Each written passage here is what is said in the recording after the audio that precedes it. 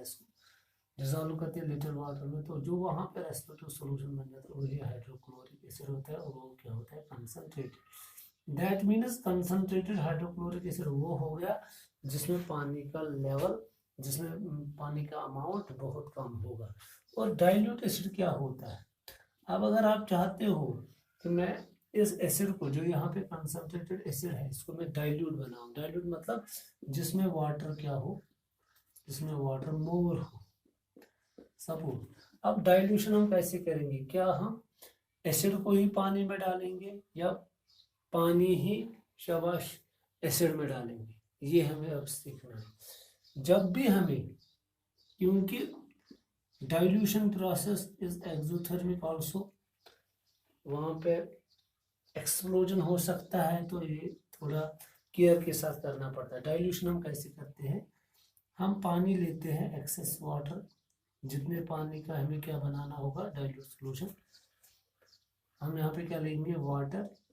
तो इसमें क्या करेंगे, इसमें हम कंसंट्रेटेड एसिड, कंसंट्रेटेड एसिड क्या करेंगे, ड्रॉप करेंगे, ड्रॉप वाइज, इसमें हम डालेंगे इसमें कंसंट्रेटेड एसिड, एक ही झपकते में नहीं, एक ही पलट में नहीं, बल्कि क्या करना है, ड्रॉप बाय ड्रॉप हमें उसको किस में डालना है, पानी, ना कि हमें पानी को ही किस में डालना है। सब अगर हमारे पास यहाँ पे कंसंट्रेटेड एसिड है, यहाँ पे ये वाटर है, हम ये नहीं कर सकते कि वाटर को ही इसमें डालें, ये वाटर है, ये कंसंट्रेटेड एसिड, ये भी कर सकते थे ना हमने, क्योंकि एक्सोथर्मिक प्रोसेस है। यहाँ पे एट ए टाइम एक ही ड्रॉप से पूरा एसिड क्या शाबाश, उसका जो इफेक्ट न्यूट्रलाइज हो सकता है, और वहाँ पे एक्सप्लोजन, धमाका भी हो सकता है। तो उससे बचने के लिए, उस एक्सीडेंट से बचने के लिए हम क्या करते हैं, हम यहाँ से ही ड्रॉप बाय ड्रॉप इसमें क्या डालते हैं, acid. This is how we can do the dilution of the acid. तो ये भी एक इम्पॉर्टेंट टॉपिक था यहाँ पर कि हम डाइल्यूशन ऑफ एसिड कैसे करते हैं। तो ये भी हमने पढ़ा कि प्रॉपर्टीज ऑफ एसिड्स क्या होते हैं, स्ट्रॉन्ग एसिड क्या होता है, वीक एसिड क्या होता है। अब इसके बाद और भी कुछ चीज़ें हमें इसके बारे में समझना है, वो है कि यूजेस ऑफ एसिड क्या होते हैं। अब यहाँ पे यूजेस ऑफ एसिड्स की बात करेंगे, क्योंकि यूजेस ऑफ एसिड्स और हैंडलिंग ऑफ एसिड्स, हम एसिड्स के साथ कैसे डील करेंगे। अगर हमें किसी सपोज अगर हमें लेबोरेटरी में जाना है, तो हमें क्या क्या एहतियात बरतने हैं, क्या क्या जो प्रिकॉशंस अपनाने हैं, ताकि हम विद सेफ्टी किस में रहेंगे, शाबाश लेबोरेटरी में, और कोई भी प्रैक्टिकल हम अंजाम दे सकते हैं बहुत अच्छे तरीके से। तो वो भी मैं पढ़ाऊंगा यहाँ पे। सबसे पहले हम बात करेंगे यहाँ पे uses of acids, uses of acids. Acids की यूज जब हम बात करते हैं, सपोज जो अगर हम बात करेंगे अभी विनेगर की, विनेगर जिसमें क्या होता है, शाबाश, सपोज अगर मैं विनेगर एसिड की बात करूँ, VINEGAR, विनेगर एसिटिक एसिड जिसको हम बोलते हैं, ये इसका IUPAC नेम क्या है, इथेनॉइक एसिड। तो इथेनॉइक एसिड की बात जब हम करते हैं, डाइल्यूट इथेनॉइक एसिड की बात जब हम करते हैं, उसको हम विनेगर भी बोलते हैं। तो ये पिकल्स बनाने के काम आता है, पिकल्स के काम आता है। तो ये आपको यहाँ पे याद रखना है, किसके काम आता है, शाबाश, पिकल्स के काम। इसके अलावा ये फूड प्रिजर्वेशन में भी काम आता है, food preservation, for making pickles and for food preservation. That means हम इस विनेगर से ग़िज़ा को भी प्रिजर्व कर सकते हैं, महफूज रख सकते हैं कुछ वक्त के लिए। इसके अलावा अगर हम बात करेंगे, सपोज हमारे पास है लेमन और ऑरेंज, वहाँ पे भी सपोज साइट्रिक एसिड निकलता है, यहाँ एस्कॉर्बिक एसिड वगैरह निकलता है, वो भी एज प्रिजर्वेटिव्स के काम हम उनको भी लाते हैं।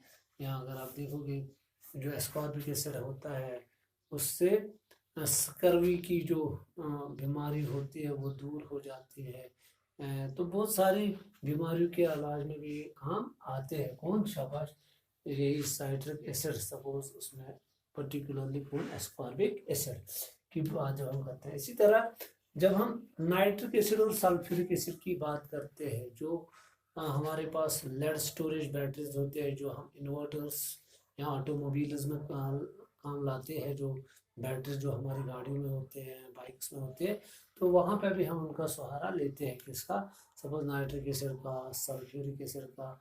और आपको याद रखना चाहिए, जो सल्फ्यूरिक एसिड होता है उसको हम किंग ऑफ केमिकल्स भी बोलते हैं। तो इन चीज़ों का आपको यहाँ पे बहुत ज़्यादा ध्यान देना है।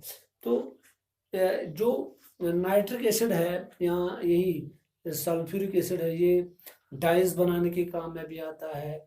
ये सपोज ये कॉटन टेक्सटाइल्स को बनाने में काम आता है। बहुत सारे लेदर टैनिंग के काम आता है, या इसी तरह ऑक्सीडाइजिंग एजेंट के रूप में भी ये इस्तेमाल होते हैं। कौन? शाबाश, नाइट्रिक एसिड वगैरह।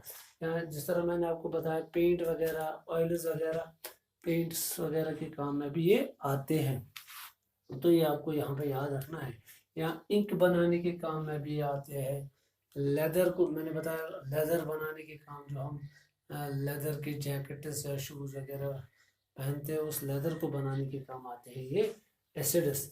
इसी तरह जब हम देखते हैं, यही एसिड्स फर्टिलाइजर्स बनाने के काम में भी आते हैं। फर्टिलाइजर बनाने में हम, या मेडिसन बनाने के काम में भी आते हैं। मेडिसन हम इनसे बनाते हैं। तो इन चीज़ों का हमें ख्याल रखना है। सपोज ब्लीचिंग पाउडर बनाने के काम आता है, जो फिर एज एंटीसेप्टिक के काम में आता है, जो एज एंटीसेप्टिक एजेंट इस्तेमाल होता है।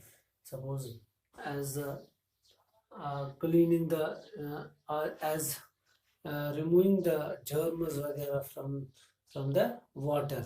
That is what bleaching powder is meant for. Also that bleaching powder is used for discoloration. तो ये है यूजेस किसके? शाबाश, एसिड्स के। एसिड्स के थोड़े बहुत कुछ यूजेस मैंने बताए, तो आप ये याद रखिएगा कि कहाँ कहाँ पे ये काम आते हैं। तो इसके बाद हमारा जो इसके साथ टॉपिक रिलेटेड है वो है हैंडलिंग ऑफ एसिड्स। हमें एसिड्स को कैसे हैंडल करना है, हैंडलिंग ऑफ एसिड्स, ये सबसे इम्पॉर्टेंट है। क्योंकि हम एसिड्स, चाहे स्ट्रॉन्ग एसिड्स हो चाहे वीक एसिड्स हो, हम इनको अपनी रोज़मर्रा ज़िंदगी में इन वन वे और अदर वे हम इनको इस्तेमाल करते हैं। अब हमें ख्याल रखना है कि हमें सब, अगर हम लैब में जाएंगे तो हमें सबसे पहला पॉइंट ये है कि हमें किसी भी केमिकल का वहाँ पर टेस्ट नहीं है।